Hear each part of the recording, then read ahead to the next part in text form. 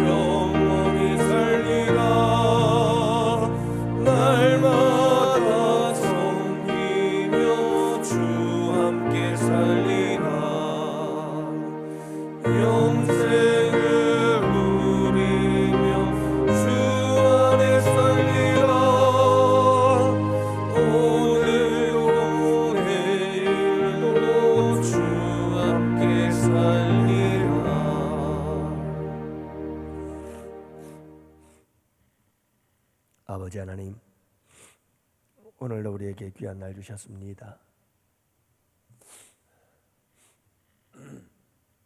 새 생명 주신 이 하늘, 오늘 이 하루도 새 생명으로 살아가는 복된 하루가 되기를 원합니다. 이전 것은 지나가고 새 사람으로서의 새로운 삶을 살아가는 복된 이 하루가 되게 하여 주옵소서. 오늘도 아버지 하나님, 이전에 좋던 것들 이제는 값없는 것으로 변화되어지고 또 죄인도 원수도 다 친구로 변하는 거룩한 새 생명의 역사가 우리의 삶 속에 일어나게 하여 주옵소서. 우리 주님 모신 마음이 천국의 마음이 되게 하여 주옵시고, 오늘도 우리 주님과 함께 만들어가는 우리 인생의 최고의 날이 될 수 있도록 우리 주님께서 은혜 베푸시기를 원하며, 아버지 하나님, 죄악 세상을 멀리 떠나 영원한 우리의 본향에 가까이 가온 더 그 본향과 친근해지고 그 본향과 닮은 아름다운 삶을 살아가는 이 하루가 될 수 있도록 우리 주님께서 역사해 주옵소서. 오늘도 우리 주님을 따라가는 이 길이 험하고 멀지라도 찬송을 부르면서 우리 주님 따라가고 우리 주님 모시고 살아가는 복된 이 하루의 삶이 되게 하여 주시옵소서. 아버지 하나님, 우리 주님께서 거룩한 성령께서 오늘도 우리 가운데 힘과 능력과 지혜가 되어 주시옵시고, 아버지 하나님, 고난 심령들 그리고 피곤한 육신들 주님께서 강건하게 하여 주시옵소서. 오늘 이 하루도 우리 주님과 함께하는 복된 하루가 되게 하여 주옵소서. 이 날을 온전히 아버지께 맡기오며 우리 구주 예수님 이름으로 기도합니다. 아멘. 우리 하나님 말씀 함께 보십니다. 마태복음 19장 23절부터 30절 말씀을 함께 봅니다. 예수께서 제자들에게 이르시되 내가 진실로 너희에게 이르노니 부자는 천국에 들어가기가 어려우니라. 다시 너희에게 말하노니 낙타가 바늘기로 들어가는 것이 부자가 하나님의 나라에 들어가는 것보다 쉬우니라 하시니, 제자들이 듣고 몹시 놀라 이르되 그렇다면 누가 구원을 얻을 수 있으리이까? 예수께서 그들을 보시며 이르시되 사람으로서는 할 수 없으나 하나님으로서는 다 하실 수 있느니라. 이에 베드로가 대답하여 이르되 보소서, 우리가 모든 것을 버리고 주를 따라 싸운데 그런즉 우리가 무엇을 얻으리이까? 예수께서 세상이 새롭게 되어 인자가 자기 보좌에 앉을 때에 나를 따르는 너희도 12 보좌에 앉아 이스라엘 12지파를 심판하리라. 또 내 이름을 위하여 집이나 형제나 자매나 부모나 자식이나 전토를 벌인 자마다 여러 배를 받고 또 영생을 상속하리라. 그러나 먼저 된 자로서 나중되고 나중된 자로서 먼저 될 자가 많으니라. 아멘. 할렐루야. 오늘 이 하루도 주님과 함께 아름답고 복된 이 하루 만들어 가신 여러분들 되시기를 축복합니다. 우리 주님이 늘 우리와 함께 계시고 우리 주님이 늘 우리 곁에 계십니다. 여러분, 그분과 함께 속삭이고 그분과 함께 사랑의 교제와 대화를 나누면서 오늘 하루도 천국을 향하여 나아가는 복된 하루의 발걸음이 되기를 원합니다. 여행의 프로와 아마추어 차이는 짐에 있다고 합니다. 아마추어들은 짐을 한 보따리, 두 보따리 잔뜩 짐을 싸들고 감당할 수 없을 만큼 들고 메고 끌고 간다고 그러죠. 그러나 여행의 프로들은 꼭 필요한 것만 딱 간단하게 차려들고 여행을 떠난다고 합니다. 우리의 인생의 여행도 너무 무거우면, 이것저것 짐이 많으면 우리의 믿음의 여행도 힘들고 어려울 수밖에 없습니다. 그래서 우리의 인생의 여행도 짐이 가벼워야 되죠. 그래야 우리의 믿음의 여행이 즐거운 여행이 될 수가 있어요.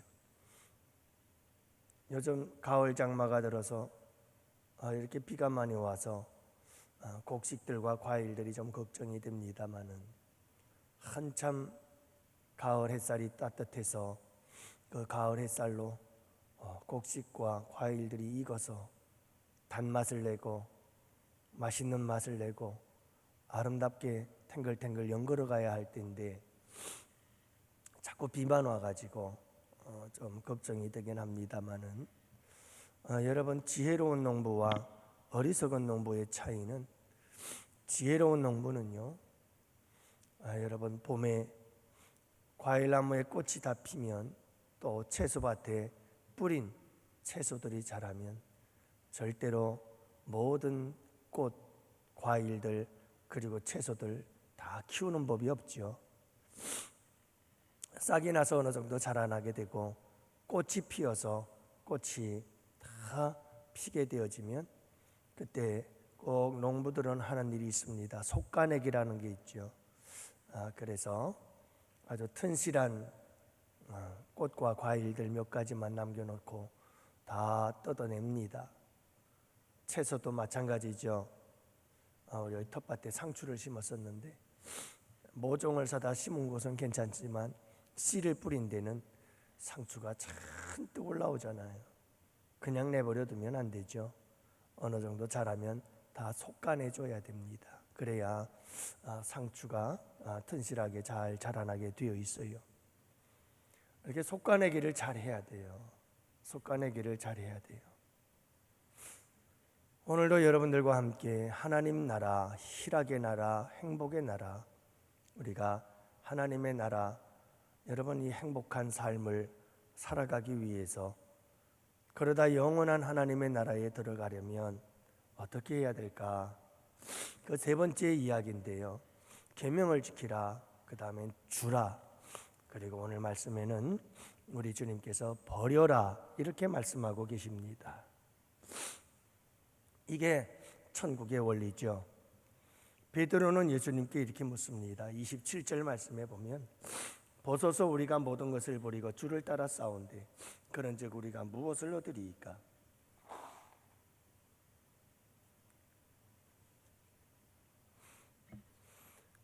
우리가 주를 버리고 따라 싸운즉, 모든 것을 버리고 주를 따라 싸운즉 무엇을 얻으리이까? 버림과 얻음의 이야기를 하고 있습니다. 모든 것을 버려 싸우니 무엇을 얻을 수 있겠습니까? 버리고 얻는 것을 이야기를 하죠. 29절에서 예수님께서 대답하십니다. 내 이름을 위하여 집이나 형제나 자매나 부모나 자식이나 전토를 버린 자마다 여러 배를 받고 또 영생을 상속하리라. 그래서 오늘 말씀 속에 우리 예수님의 말씀은 여기서도 버림과 받음에 대한 이야기를 하고 있습니다. 그러니까 여러분 베드로의 질문도 예수님의 대답도 다 버림과 받음이요, 버림과 얻음에 대한 이야기를 하는 것을 보게 되어집니다. 버리면 받는다, 버리면 얻는다. 이것이 하나님 나라의 원리인 것입니다. 좀 더 구체적으로 그러면 무엇을 버리고 따라야 할까요? 하고 베드로가 묻자 주님께서는 말씀하십니다. 집이나 형제나 자매나 부모나 자식이나 전토를 버리고 나를 따르는 자는 받으리라. 이렇게 말하거든요. 여러분 버리고 따르는 자가 얻는 것, 버리고 따르는 자가 받는 것이 뭐가 있느냐? 집, 형제, 자매, 부모, 자식, 전토를 버리고 주님을 따르는 자가 받는 것, 얻는 것이 있다. 그것은 바로 두 가지의 복을 우리에게 말씀하고 있는데, 하나는 내생의 복입니다. 세상이 새롭게 될 때에 12보좌에 앉아 12지파를 심판하리라, 영생을 상속하리라. 우리가 하나님 나라에 갔을 때 하나님 나라에서 받을 상을 말씀하고 계시죠. 또 하나 29절 말씀에 보면 여러 배를 받고 라고 말씀하는데, 이것은 이생에서의 복을 말씀하고 있습니다.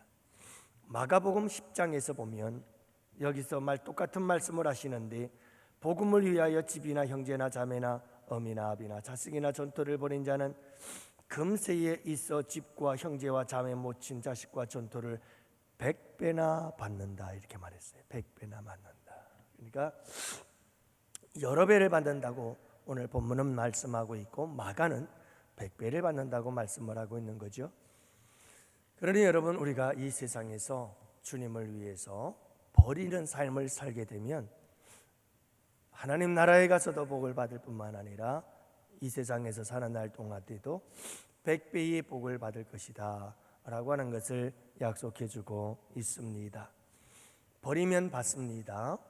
여러분 틀림없이 하나님께서 말씀하신 이 말씀을 따라 신뢰하고 순종하며 나아가십시오. 주님을 위해서 버린 것을 버렸다고 아깝게 여기지 마세요. 주님을 위해서, 복음을 위해서 버린 것을 버렸다고 생각지 마세요. 그것은 버린 것이 아니라 심은 것입니다. 왜냐하면 얻기 때문입니다. 특히 여러분 어떻게 얻느냐 하면 내가 버린 것보다 더 많이 받기 때문입니다. 100배나 더 받으니까요. 이것은 농부의 법칙입니다. 농작의 법칙입니다. 여러분 우리가 버리는 것은 하나님을 위해서 버리는 것, 하나님을 위해서 버리는 것은 버리는 것이 아니라 뿌리는 것이다. 그래서 반드시 이 땅 위에서 백배를 얻고 저 세상에서 영원한 나라에서 놀라운 축복과 상을 얻게 될 것이다 라고 하는 약속을 하고 계시는 겁니다. 그런데 우리에게 중요한 것이 하나 있습니다. 그것이 뭐냐면 과연 주님이 말씀하시는 것, 부모나 자식이나 형제나 모든 전토를 다 버리는 것, 내 이름을 위하여 집이나 형제나 부모나 자매나 자식이나, 여러분이 모든 것들을 다 버리고 따를 수 있어요?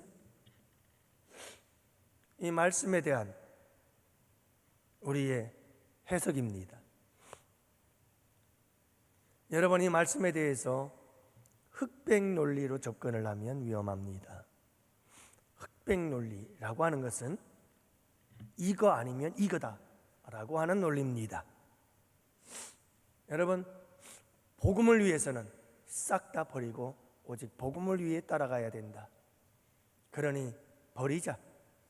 집도 버리자. 땅도 버리자. 부모도 버리자. 자식도 버리자.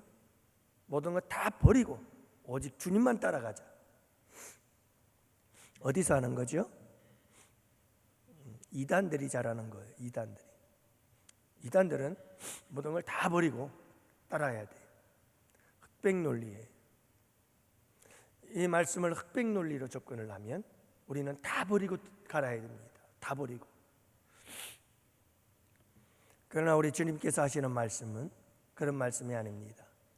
성경 신구약 전체를 살펴보면 부모는 공경해야 될 것이요, 자녀들을 잘 사랑으로 양육하고, 자녀들은 귀한 존재거든요. 여러분, 우리가 전토를 가지고 열심히 일을 해서 농사하며 먹고 사는 것도 중요합니다. 우리 주님은 이 모든 것들을 다 버리라고 말씀하지 않습니다. 흑백 논리처럼 이것은 우선순위의 관점에서 해석을 해야 합니다. 여러분, 이건 우선순위입니다. 뭐가 우선이냐라고 하는 겁니다. 집도 소중합니다. 부모도 소중합니다. 형제도 자매도 소중합니다. 자식들도 소중합니다. 여러분, 우리에게 모든 것이 다 소중한 것입니다. 그러나 이 소중한 것들이지만 그 모든 것보다 더 소중한 것이 있다. 우리의 삶에, 우리의 인생에 가장 최고의 소중한 것, 가장 최우선순위가 되어야 되는 것, 그것이 있는데 그것이 바로 예수 그리스도요, 그것이 바로 복음이다 라고 하는 것을 말씀하고 있다는 겁니다.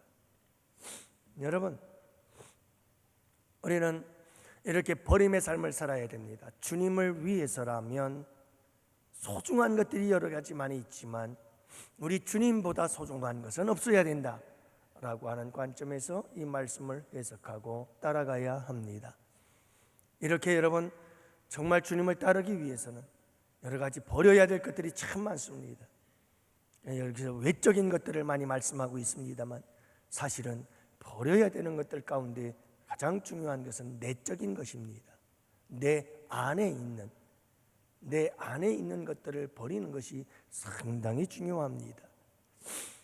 여러분, 우리 주님을 따르는 데 있어서 우리가 형제니 집이니 이런 것들을 떠나서 먼저 여러분, 우리 안에 있는 것들을 버리십시오. 욕심을 버려야 됩니다. 저는 이 비움의 원리가 얼마나 좋은 것인지, 비움의 원리, 인생을 살아가면서 신앙생활하면서 가장 중요한 것 중에 하나가 뭐냐면 비움입니다. 비움. 우리 예수님께서 자기를 비어 종의 형체를 입고 죽기까지 순종하셨다. 우리 예수님은 비움의 삶을 살았습니다. 하나님과 동등되시지만 하나님과 동등되실 것을 여기지 아니하시고 자기를 비우셨습니다. 그래서 종이 되셔서 죽기까지 순종하셨다는 겁니다. 참, 이 한 가지의 원리만 배워도 우리의 삶은 완전히 달라집니다. 비움입니다. 나를 비워야 합니다. 여러분, 우리의 인생을 불행하게 만들고 괴롭게 만들고 고통스럽게 만드는 것은 다 내 안에 있는 것들 때문에 그렇습니다. 쓸데없는 자존심, 그리고 내 안에 있는 상처로 인해서 누가 나에게 뭐라고 그러면 발끈하는 이와 같은 쓸데없는 자존심, 열등감, 이런 것들이 다 내 안에 쌓여 있습니다. 여러분, 나밖에 모르는 이기심, 또한 여러분 막 욕심, 탐욕이 꽉 차 있습니다. 이런 것들이 끊임없이 우리의 삶을 망가뜨립니다. 불행하게 만듭니다. 내 주변의 사람들을 힘들게 만듭니다. 그런데 여러분, 그걸 싹 비워버리면, 그 모든 것들을 비우기 시작하면 그 다음부터 우리의 인생에 놀라운 변화들이 일어나기 시작합니다. 부부지간에도 내가 비우기 시작하면, 내가 남편인데 말을 안 듣고 아내가 뭐 이런 식으로 나가면 골치 아픕니다. 비워야 합니다. 질그릇과 같은 너희 여인들과 아내들을 소중히 여기라고 말씀하셨잖아요. 여러분, 아내는 남편을, 남편은 아내에 대하여 자기의 마음을 비우고 아름다운 종의 모습을 갖기 시작하면 그 부부에게는 놀라운 역사가 일어납니다.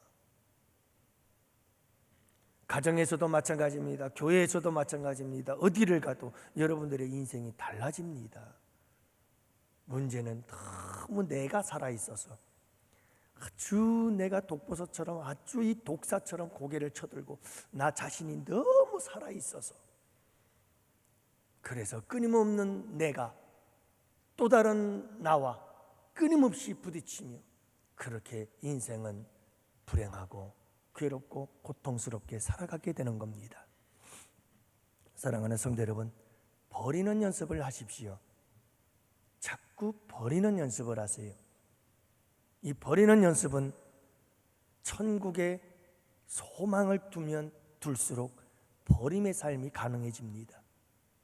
그러나 저 영원한 하나님 나라 천국에 대한 소망이 없으면 움켜쥐고 또 움켜쥐고 또 움켜쥐고 끊임없이 가방을 쌓고 또 쌓고 또 쌓고 또 쌉니다. 그래서 그 인생이 힘들고 괴롭습니다. 사랑하는 성도 여러분, 우리가 잠시 이 세상의 나그네 인생길을 걸어가는데, 여러분, 우리의 인생길은 가벼운 게 좋습니다. 곧 우리는 언제든 주님이 부르시면 가야 할 영원한 하나님의 나라가 있기에 버림의 삶을 살아야 합니다. 쓸데없이 우리의 마음속에 잔뜩 쌓아놓지 마십시오. 우리의 마음속에 있는 것들 다 비우십시오. 자꾸 비워보십시오. 우리 예수님처럼 자꾸 비우십시오. 그리고 낮아지십시오. 그러면 여러분, 반드시 우리의 삶 속에 변화의 역사가 일어납니다. 하나님의 나라, 희락의 나라, 행복의 나라가 내 삶에 풍성하게 경험되어질 것입니다. 맛보게 될 것입니다. 누리게 될 것입니다. 이웃들에게 전염시킬 것입니다. 여러분들은 해피바이러스가 되어서 많은 사람들에게 행복을 전하는 사람들이 되어질 것입니다. 사랑하는 성도 여러분, 버림과 어둠, 이것은 하나님 나라의 원리입니다. 버려라, 그러면 얻을 것이다. 버려라, 그러면 받을 것이다. 여러분, 이 말씀을 붙잡고 오늘 이 하루도 아름다운 버림의 삶을 살아갈 수 있는 복된 성도들이 되시기를 주님의 이름으로 축복합니다. 이제 우리 다 같이 함께 주여 삼창 부르짖으며 하나님 앞에 버림과 어둠의 삶을 살아가게 하여 주옵소서. 다 같이 함께 기도합시다. 주여, 주여.